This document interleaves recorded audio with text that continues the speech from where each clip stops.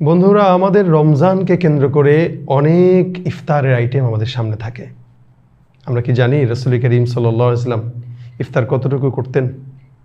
আমরা ইফতারকে মনে করি বিশাল আয়োজন হবে, জমজমাট আয়োজন হবে। ইফতার সামনে নিয়ে আমরা বসে গল্প করি যে আমাদের আজকে 10 আইটেম, 15 আইটেম, 20 আইটেম। এটার ভিতরেই সওয়াব নয়।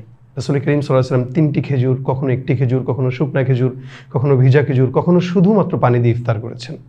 ইফতার এটা সুন্নাহ, এবং সময় হওয়ার সাথে সাথে ইফতার করা এটা রাসূল সাল্লাল্লাহু আলাইহি ওয়াসাল্লামের সুন্নাহ। সুতরাং আমরা বেশি আইটেম নয়, বরং সুন্নাহ মোতাবেক ইফতার করব এবং প্রতিদিন অন্তত একজনকে হলেও ইফতারি করানোর চেষ্টা করব। কেন?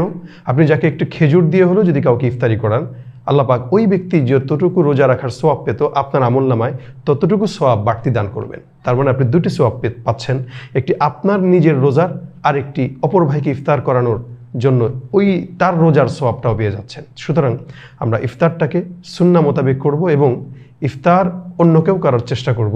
আল্লাহ পাক আমাদেরকে তৌফিক দান করুক। বন্ধুরা, ভিডিওটি কেমন লাগলো অবশ্যই কমেন্ট করতে ভুলবেন না, এবং যারা যারা আমার চ্যানেলটি সাবস্ক্রাইব করেননি অবশ্যই সাবস্ক্রাইব করে নেবেন। আসসালামু আলাইকুম ওয়া রাহমাতুল্লাহ।